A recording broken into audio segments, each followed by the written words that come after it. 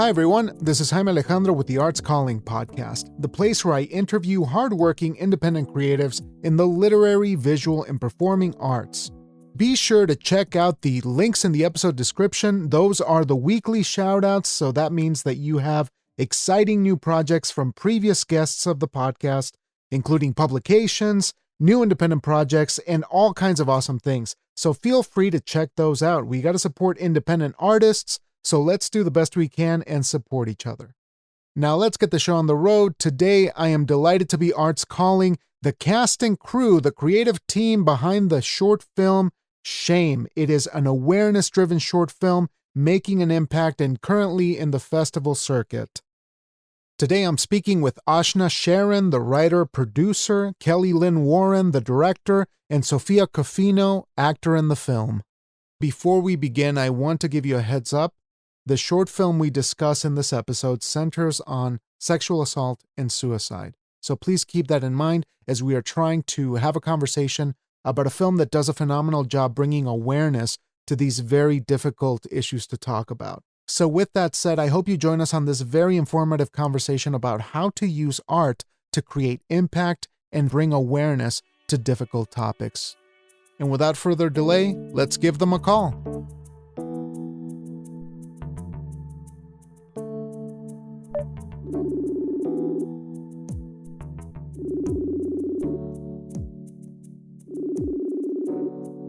Hey everyone, welcome to the podcast. I'm so excited to have three guests to talk about an incredible film called Shame. And maybe we could take a moment to introduce the three of you here. If we could start first and foremost, I have Ashna here. Maybe we can start with you and then we can pass it on. Sure. Thank you so much for having us. My name is Ashna Sharon. I'm the writer and producer of Shame, and I also started it. Wonderful. And I also have, I have Sofia up next. I'm Sofia Cofino. I'm one of the actors in the film. And last but certainly not least, I am joined by Kelly. Hi, I'm Kelly Lynn Warren. I am the director and associate producer. Wonderful. And once again, thank you folks for joining me. I just want to congratulate you on the movie. I had the pleasure of watching it earlier this week, and it was such a powerful piece, but also had several themes that we needed to discuss. And before we get to it, though, I would like to sort of get a sense of what led you to create this project and where the impetus was for you. If we could start in this rotation, since we're kind of familiar with it now, if we could start with Ashna there. Sure. I was a peer counselor when I was attending university, and so I did encounter sexual assault, and then I came very close myself. And I know several people close to me who have been assaulted. So it's unfortunately been a situation that I have dealt with in and out of my life. And so I wanted to write something that was reflective of what actually happens immediately after, or what can happen immediately after an assault. Because the number one comment that people who have been assaulted that have shared their stories with me in confidence were saying, when I first told somebody, the first reaction I got from a friend was, "Are you sure?" Or, "Nah, like that couldn't be him," and the first thing I say when somebody tells me that they've been assaulted is, "I believe you." Because to me, that is the first thing you should say to somebody before you start questioning if it happened or not, because you frankly weren't there. So that's really what this film is about, is the strength. It's supposed to be about women empowerment, but it's also supposed to be about supporting one another and hopefully believing the person before it's too late, because people who are sexually assaulted are more likely to attempt suicide. Thank you for setting the stage there, Ashna. Sofia, what about you? What led you to be involved in a project like this? I'm a fan of all things Ashna, so it's a pleasure to work with her and support her visions. We actually met through a writers group that we met sort of starting weekly during the pandemic. And it's been such a nice gift to sort of stay on the pulse of what Ashna's been working on and the growth and changes that she's made throughout the years. And it's just a pleasure for us to kind of take it to the screen and have even to interact as friends on screen. It's kind of really nice to see it from the audience now that we're able to like really watch it. I get to go, wow, like I just care for you so much. And I love the film, and everything that you just said is so important. I mean, I think sexual assault is something each and every one of us has encountered or had a friend encounter. It's not 6 degrees of separation. It is right next to us. It is really important, especially for that age group, for folks to be talking about it. I think the film is very in your face, and I find it incredibly powerful. Even when I know what's going to happen, it still gets me every time I see it. But that's a little bit what led me to the project. Yeah, and indeed it was pretty impactful. The second and third time I watched it as well, I had to sort of like go back and compose myself to make sure that I was getting everything. But Kelly, for you, the director, the overseer in a way of this, the visual aspect of this film, when did you come into the project, and what was that experience like getting in touch with these collaborators? Ashna brought me in. She knew that I had directed. I actually had directed her in a web series that I created called Karen with a C unmuted, which is a comedy completely on the other side of what this is. And she reached out and she said, I have this script.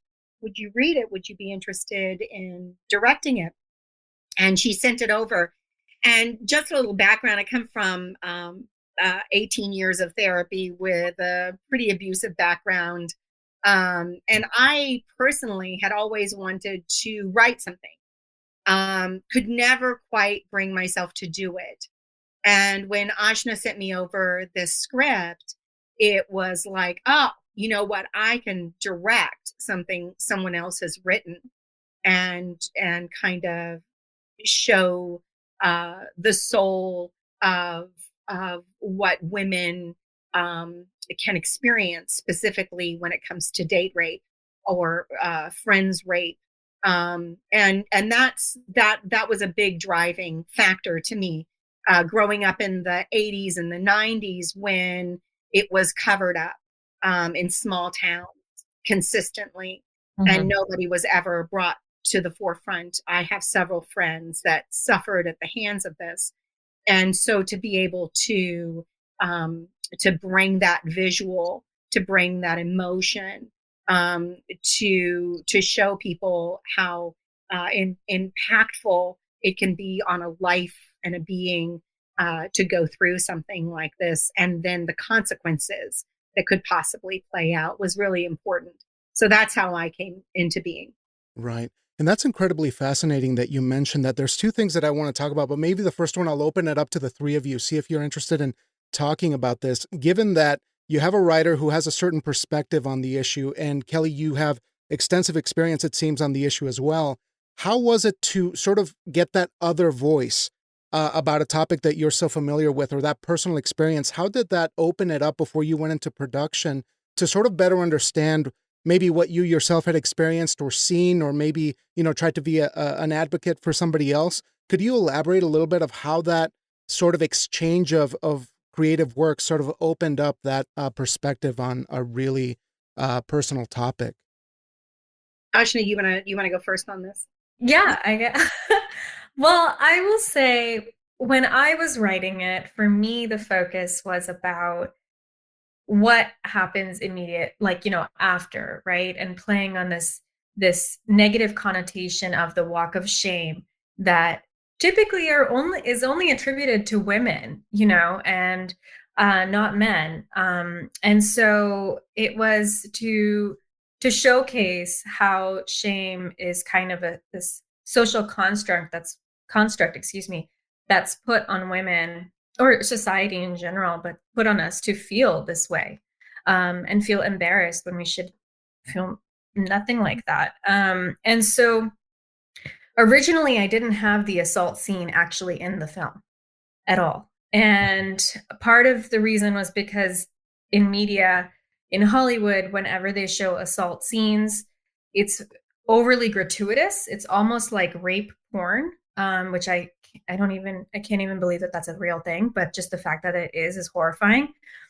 And so I did not want people to be watching this film and being like, oh, okay, and almost fantasizing about it. Like I wanted it to be as true to a woman's journey, and as authentic as possible without making it feel like they're being just displayed, right? For the world to see. And when Kelly read it, she told, she had really great insight, and that's part of the reason why I really wanted her to sign on as director, because she had this personal experience to really bring to it.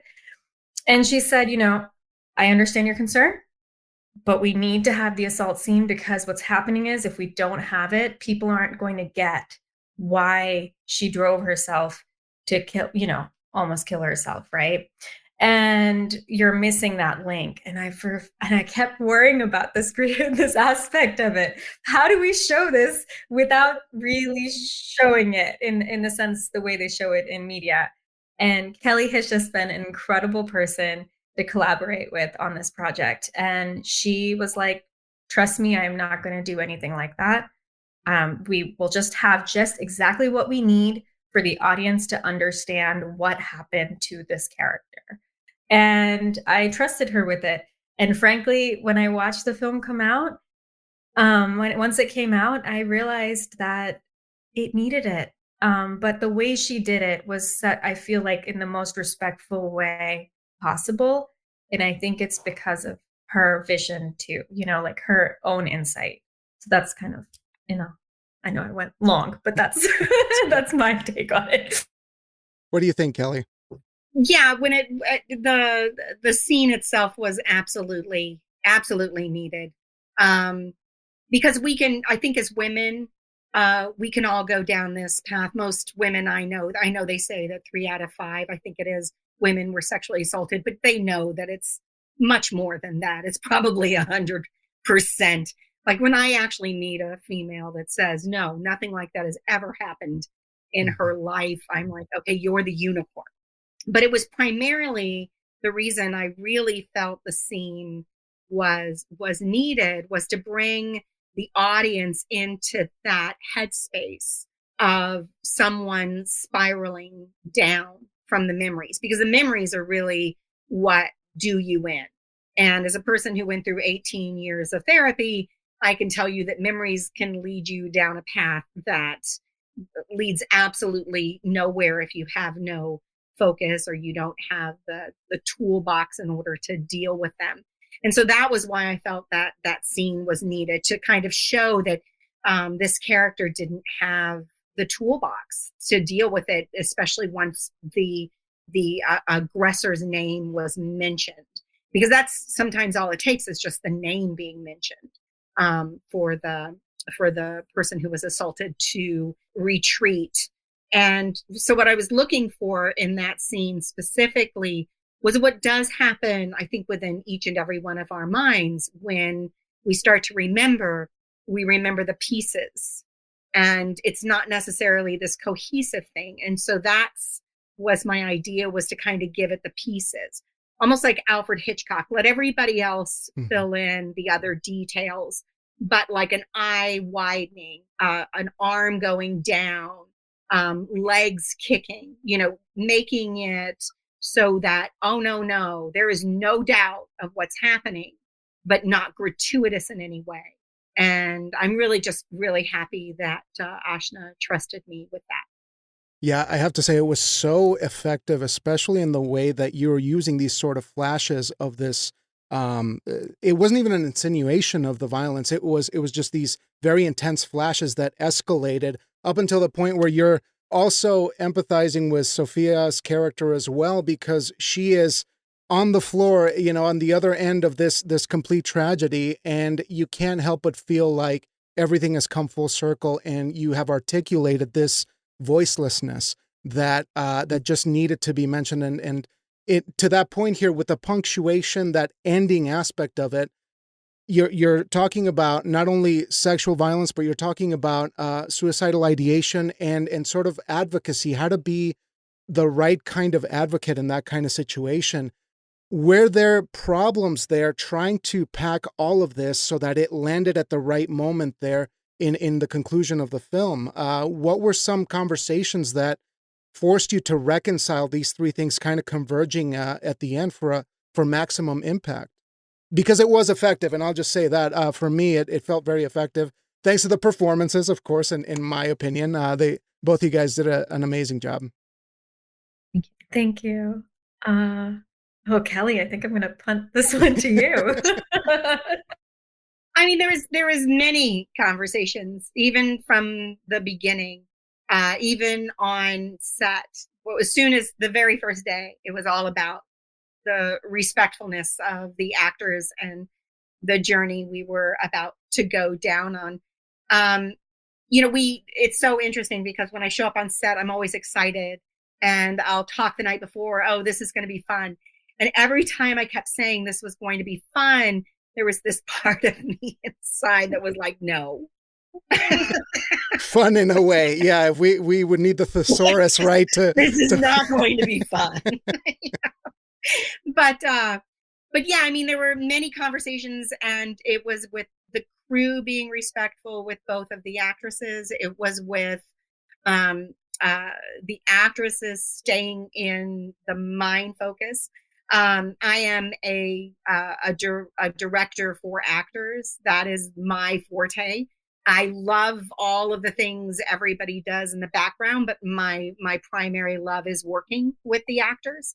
And so, like, in between even scenes with Ashna, it would be, when she needed it, talking her kind of through what emotionally took place so that she could then get to that place over and over and over again.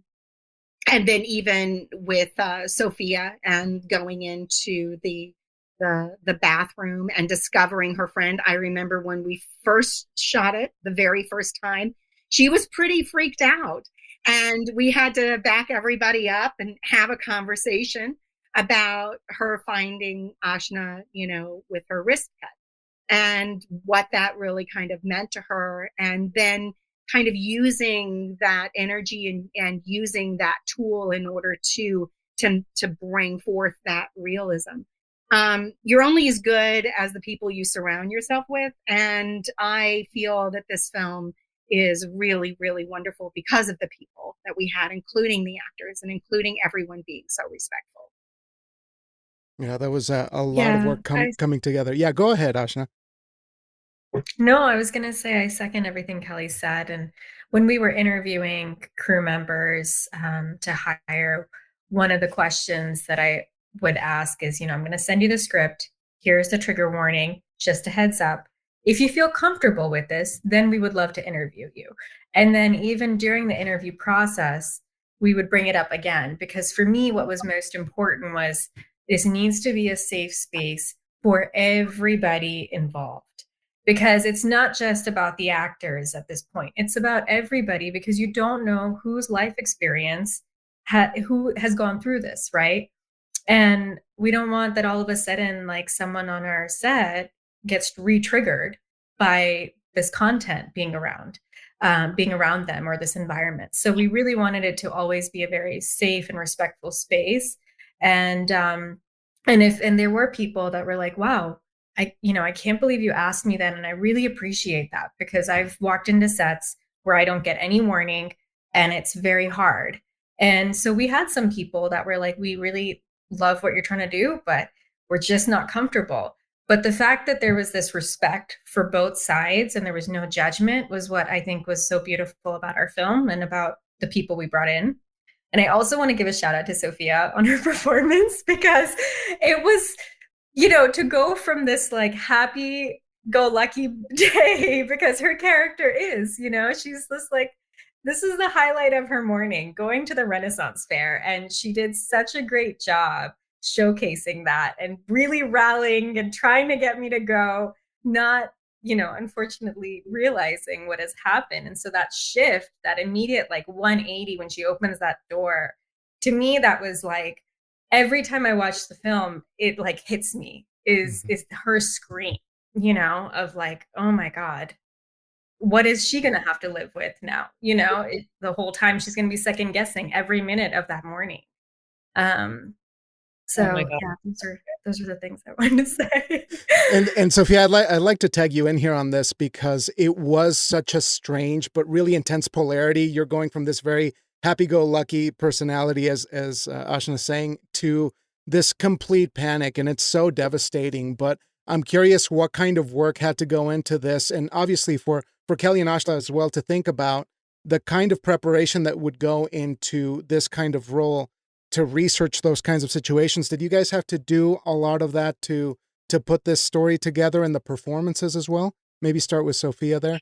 Well, yeah, I mean, I came off set and I was catatonic for hours. I mean, I was so exhausted because my instrument was working so hard, and I remember trying to like explain it to a friend, and I was like, so, you know, imagine just, you're about to have the best day ever with your best friend. Dot, dot, dot, dot, dot. There she is on the ground. There's blood. You're trying to dial the ambulance.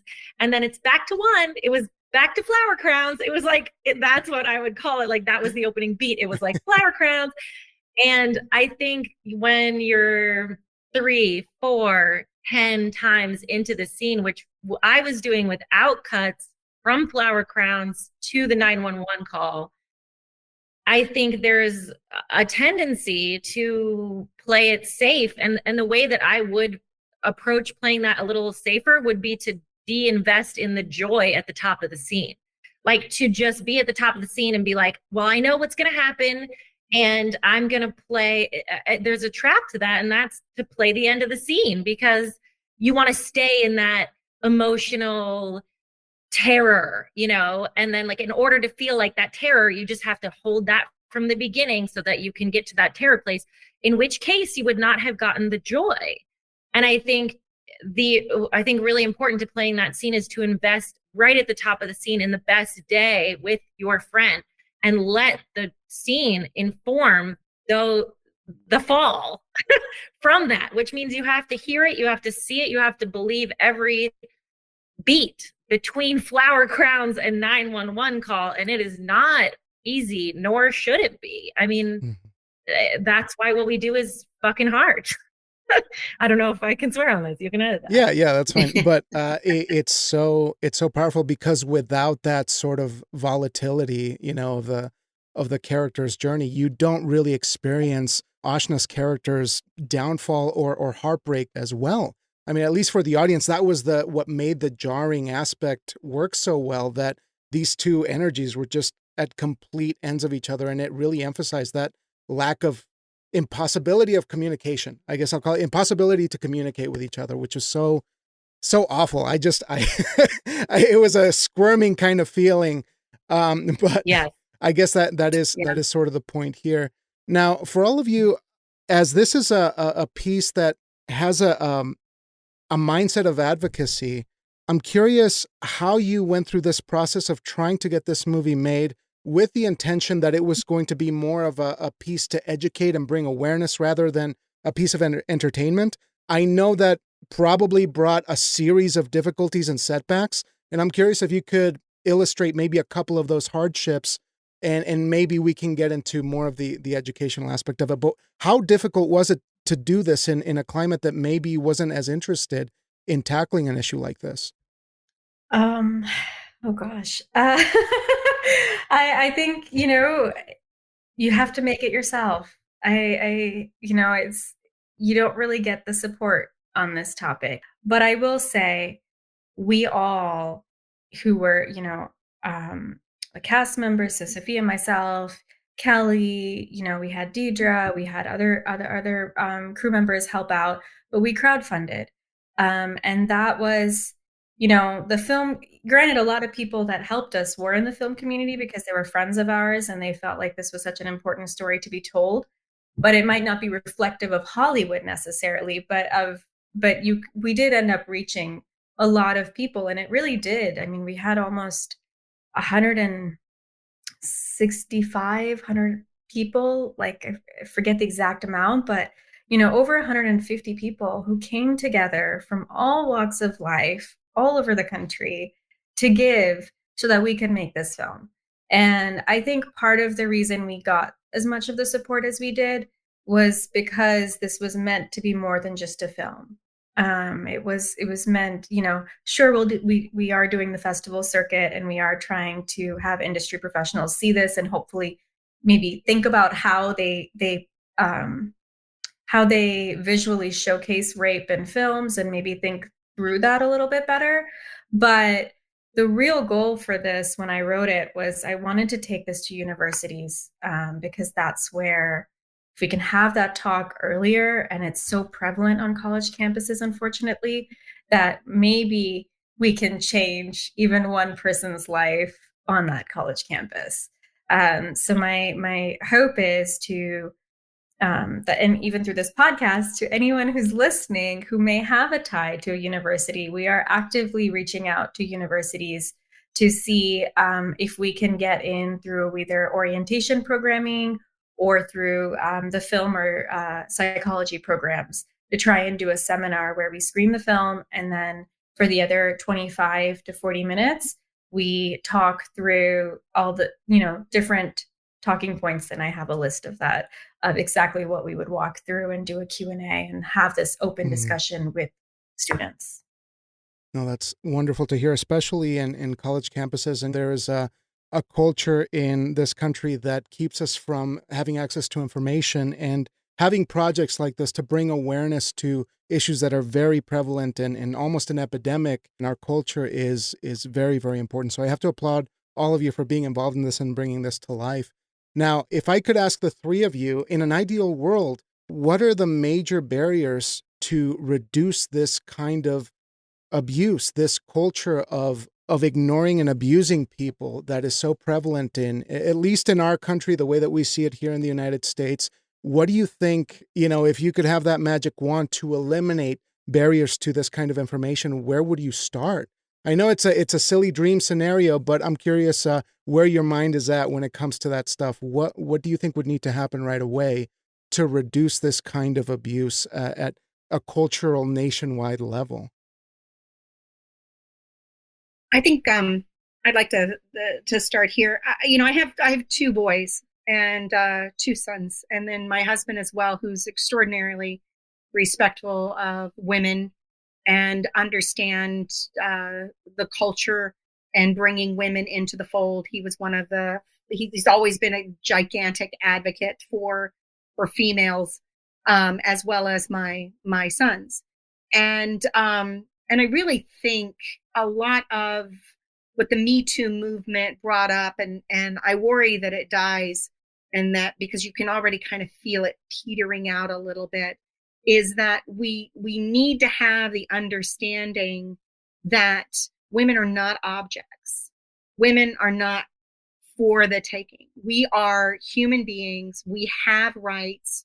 We have autonomous rights, and they are under assault right now. Whatever your belief is, our rights are under assault right now. And so I honestly believe that education, specifically among our counterparts of males, is what's needed. I love what Ruth Bader Ginsburg said, that I just need them.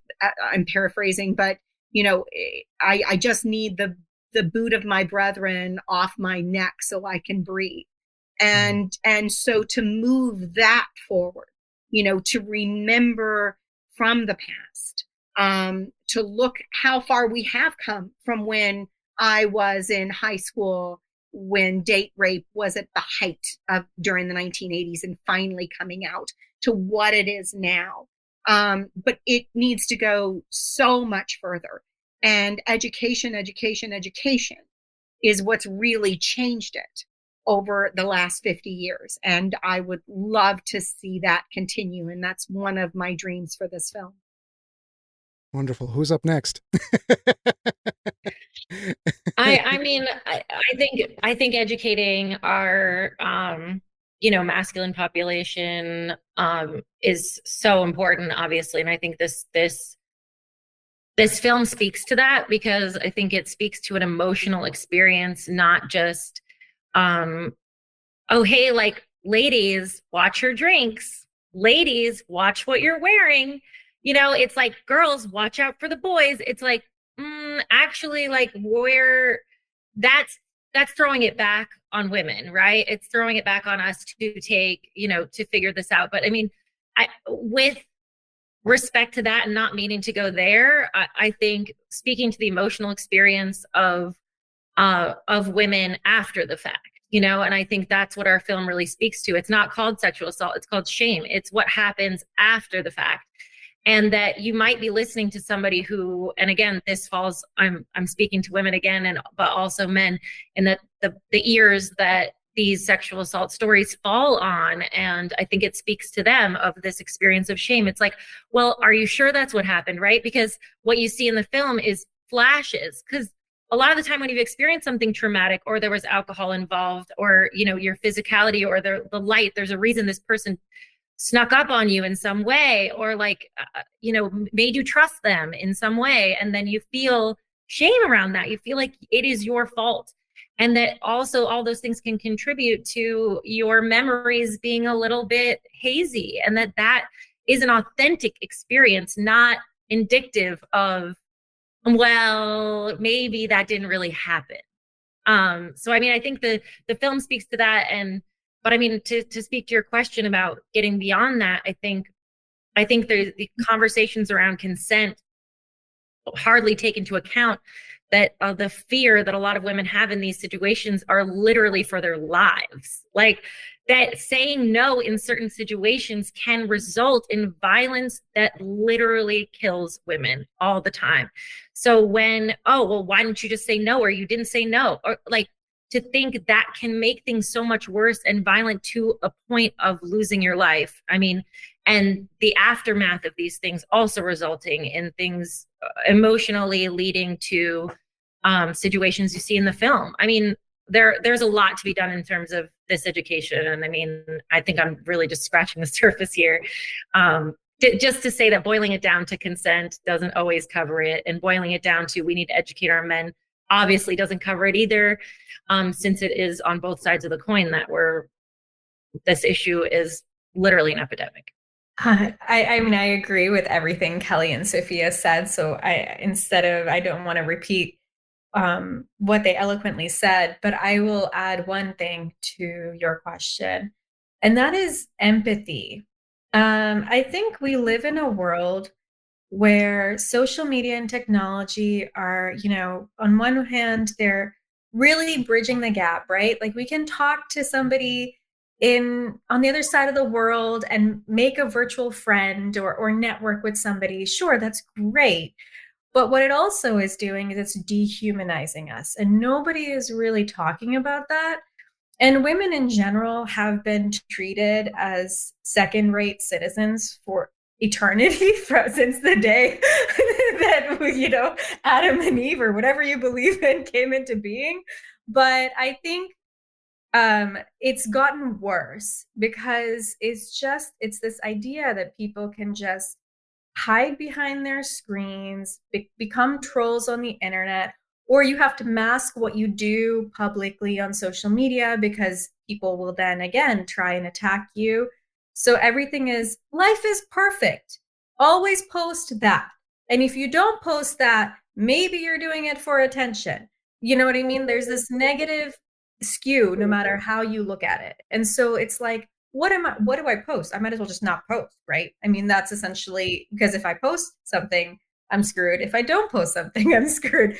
So I think this idea of, and we see it, I mean, with the climate we're in, the wars that are happening, right? Like, there's this dehumanization that I think is at its worst almost at this in life where we are. And we really need to start, like, realizing that we're all human, and that we all not only deserve love, but should also be responsible for loving others. Like, we can't just expect love. We also need to love ourselves and love other people around us and give them the benefit of the doubt. Because to say something like, I've been assaulted, or I think my friend raped me last night, is not easy. Like, I don't know why people think it is, because there is no benefit in society, unfortunately, for women to come out, or men, whoever has been assaulted, to say that. They usually are getting slammed by attorneys, by other people, and ripping their lives apart, right? And with a microscope. And it's like, no. They're not going to do this because it's enjoyable. They're saying this because they're being brave, and they're hoping to God that the first person they confide in doesn't have a bad reaction, because that could literally be the reason that they jump off a bridge. And that's really what it comes down to, is having empathy and first thinking through what you're saying to somebody, and to have love, to come from a place of love instead of hate. That's what I would say. And that's so devastating a point to make, that, the basis kind of empathy would be, just ideal in this kind of situation, but it's lacking so desperately in our societies, in our communities. But as you're wrapping up on the movie, and obviously it's been seen by audiences already, and I'm curious what the reception has been. What kind of feedback are you getting? Are there some things that you wish you could have taken further, or maybe you feel like this is ready for that next chapter of taking it out to other organizations and sharing the word that way? What is the perception? Let's leave it at that. Well, the perception I think we've gotten overall, people have a guttural reaction to this film. I've yet to meet anyone. My husband actually only just saw the film. He didn't even see any of the screenings. The first couple of things he didn't even go to, but he even had a gut reaction. And that gut reaction is the shock of how fast things can spiral, but also the knowing, because we know that things can spiral that quickly. Any human being that lives on this planet knows this to be a truth. And because the film is grounded in a way that is truthful and honest, I have yet to meet someone that it didn't, on a visceral level, have an effect to them, no matter what their background, whether or not they've been involved in sexual assault or not. But just to know that, that things happen, and if we aren't paying attention and we aren't doing anything to make it better, then these things will continue to spiral. Yeah, it's exactly what Kelly said. It's completely silent. Like, when people watch that, it's just such an internal shock that goes through people's bodies, that they're just like, oh, and you feel it. You can literally feel the energy change after this movie has been shown, and which is what we were trying to do. So we're really glad that it achieved that purpose. I have had a few people who've come up to me afterwards, actually saying, like, I really resonated with your piece. Unfortunately, I have that experience. You know what I mean? Like, and actually telling me, confiding in a complete stranger, essentially, but feeling comfortable enough with me based off of that film that they're like, I want to share this with you. So it's been a really beautiful journey. But one of my close friends came to a screening who's been assaulted, and I've known her story. And I was so worried about her watching it, because I'm like, are you okay to watch this? Like, is this might be too close to home? Like, this could could trigger you again. And she goes, no, I have my support system. I know what you're trying to do. I wanted to see it. And she said, she was like, I'm so glad you did this, because it's so impactful. And it was so it's so powerful to hear that like, it didn't trigger her in a negative way. It just, it's like she knew that this film was trying to do something, and for once she felt heard. And that's the goal with this film.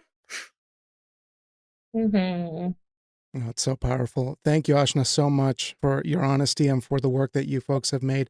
I only have a couple more questions to be mindful of your time, but I'm truly grateful to have had the pleasure of watching the movie. It is a very intense experience. But as we've mentioned throughout, this is a very necessary piece of work that needs to be out in the world. And as artists, I mostly want to check in with you folks and ask you what that feeling is that you're left with having put this out into the world. How do you see yourselves as artists now on the other side of this project? And what is your hope for this subject matter? Do you wish to tackle it again? Do you see yourself continuing this conversation in other projects, or what other projects are you looking to explore? Sophia, you wanna talk, darling?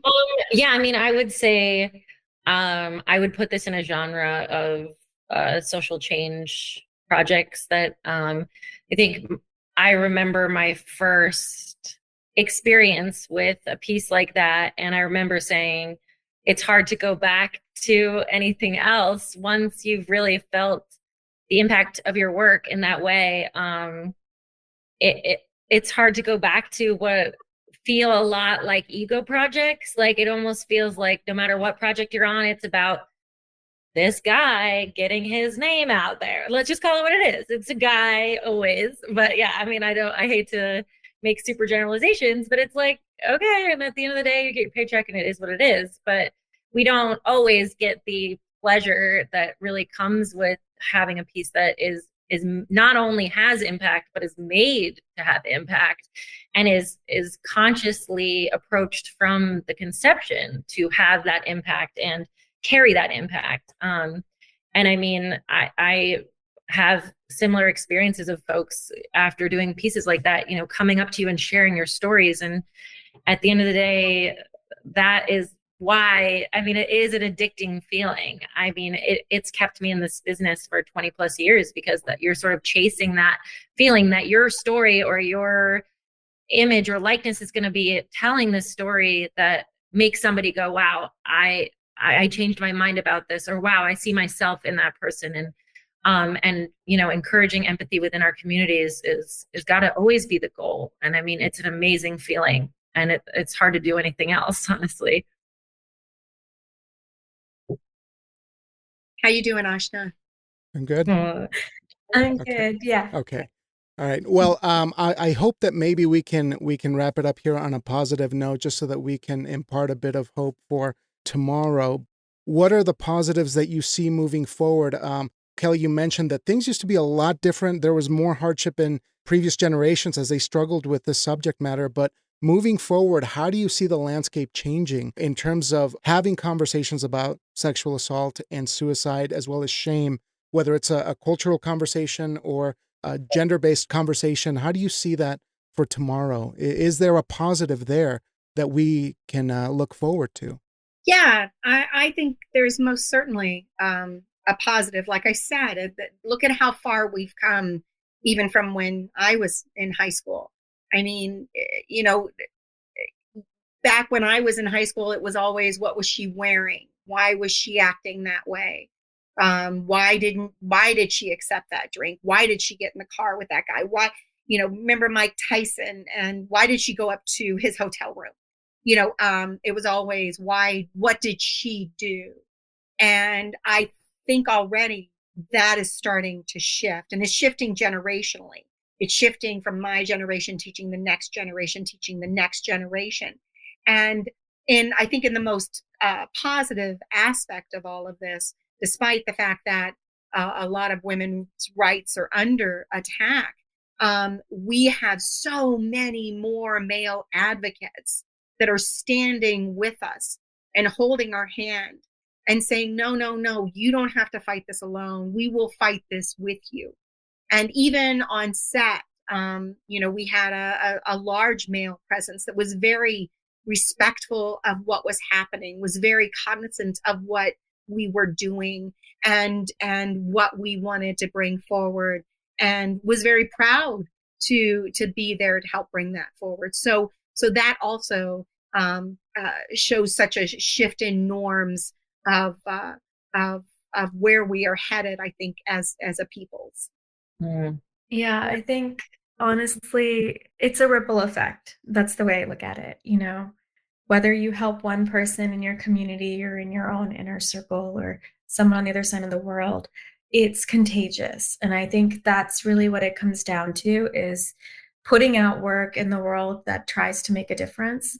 And my hope is that Shame, the film, continues on for a long time. To me, it's the most fulfilling project I've ever done in my life, because I've seen already the impact it can make on people. And so my hope is that, maybe other people who feel like they want to share their side of the story or their version of it to try and make a difference, that it will be contagious in a positive way. I think it really does start from just one person helping another person. I know I simplify such a big, complicated issue, but I think at its core, if you can take anything away from this podcast, if somebody comes up to you or you feel like somebody is hurting, just openly ask them with an open mind and truly try to not to have judgment or come back with a question. I think that's my biggest takeaway for that, because it really can make the world of a difference to that person at that time. On that note, I'd like to wrap it up. I know that we just scratched the surface, with the three of you. There's so many directions that we could go with this and so many more things to cover. But I really want to thank you not only for your time today, but for the work that you have created. As I said, this is such a timely and important piece that we need to get out into the world. And I'm just really, really thankful that I got the chance to talk to the three of you. This has been such a pleasure. And I hope that we get to chat down the road. Whatever you're up to, Arts Calling is here for you. So please, thank you. Thank you for everything that you're doing. It's awesome, timely stuff. Thank you so much.